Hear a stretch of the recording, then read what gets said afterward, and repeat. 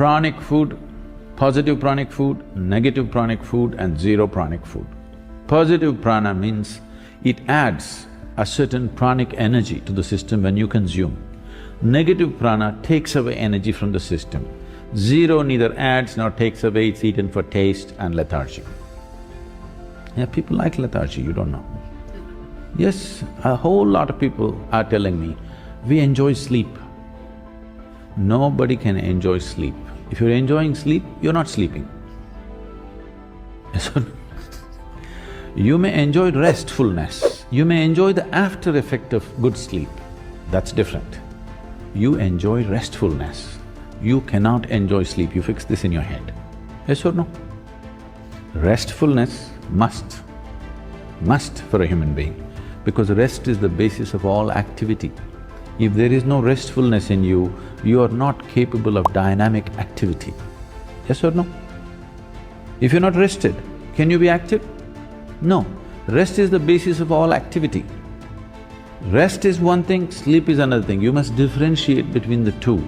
Sleep is a certain inertia.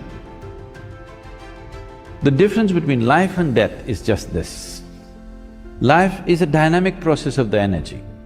Death is an inertia state of the energy. Sleep is playing between the two. The more you practice that, unknowingly you're inviting death. If you slept for 8 hours a day, you're inviting death 20 years earlier or 30 years earlier than what it should have come. If you eat positive pranic food, energy will reverberate in a dynamic way. If you eat negative pranic food, it takes away energy and causes certain deviations in energy. If you eat zero pranic, it brings lethargy and maybe you can eat it for taste to some extent. But look at this classification, what are the foods which fall under this? There's no need to look at the positive because a whole lot of them are positive, I can't produce the list. We look at the negative pranic list, it's a much shorter list, but unfortunately, it may be a list of all your favorite things too. And top of the negative pranic list is garlic. Garlic is a very powerful medicine. But it's one thing to consume something as a medicine and it's an entirely different thing to consume it as a daily food substance. It has many medicinal qualities.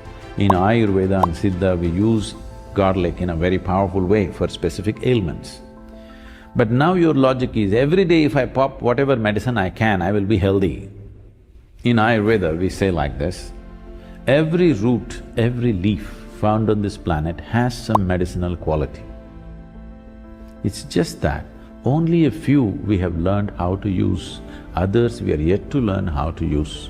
Otherwise, every one of them has some medicinal quality if we are willing to pay attention and learn how to use them. So now if you want to be healthy, what you do is, anyway it's fall time, there's a lot of leaf. Just go and eat as much leaf as possible and also take up a few roots and eat it, you will be very healthy. That's not how it works. Something specific for a specific problem is different. Just generally consuming medicinal substances is a different game, isn't it? Garlic is a very powerful medicine if properly used. Daily consumption, no, because it plays on your nervous system big time. It is a very strong nervous stimulant. If you use garlic, your nervous system gets stimulated in a big way. Anything that stimulates nervous system holds you up for some time and then dumps you. Daily usage of nervous stimulants in any form will slowly get you to a place that you become insensitive to life, that you cannot experience. Now, you're holding dog as the ideal because he's more sensitive than you. His nervous system is far more sensitive than you because he can feel things and know things that you cannot know. This is a higher design than the dog, isn't it so? Garlic, onion, asafoetida, green chilies. Oh, asafoetida maybe you're not used to it, it is something very commonly used in Indian cooking, it's a very strong stimulant. Coffee, tea. Tea means the caffeine tea is the tea. Other things are just placebos, okay? They're not tea. You can boil any flower, any leaf, any root and call it tea. That's not tea. Tea means the tea leaf. which is caffeine. All these are nervous stimulants. Once in a way if you drink, they have some benefits. But if it becomes a daily thing, slowly it dulls your nervous system. Your ability to experience life is gone.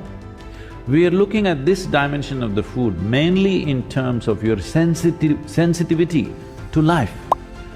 Largely people are ego-sensitive, they are not life-sensitive, they can't feel life. For them, only their thought and emotion is life because they can't feel life. If you walk out into the forest, you can't feel the tree, that's why you call it a wood.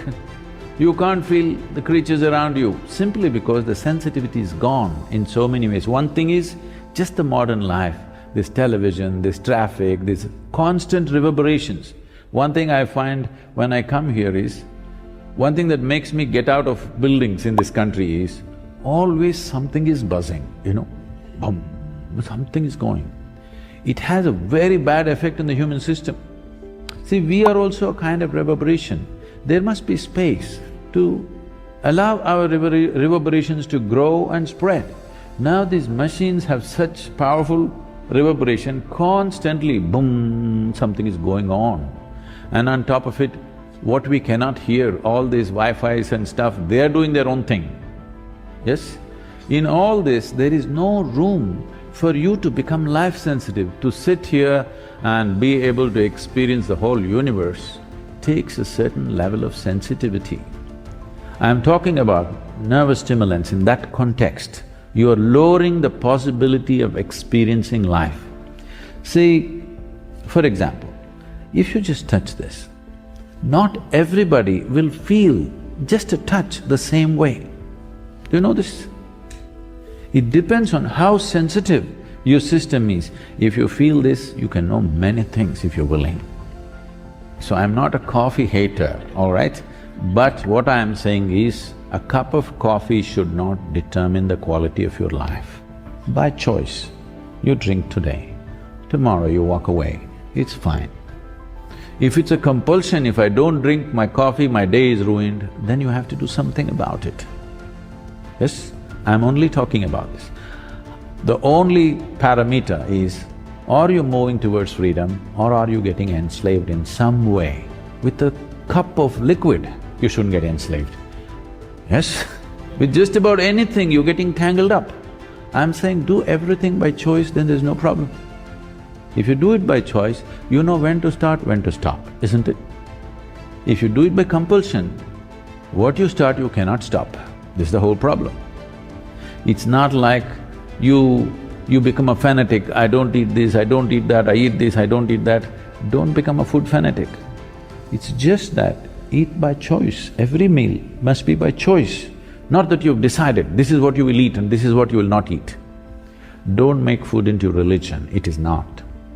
It is a choice, and the choice should be according to the needs of the body, not according to social needs, not according to cultural needs, according to the needs of this body, isn't it?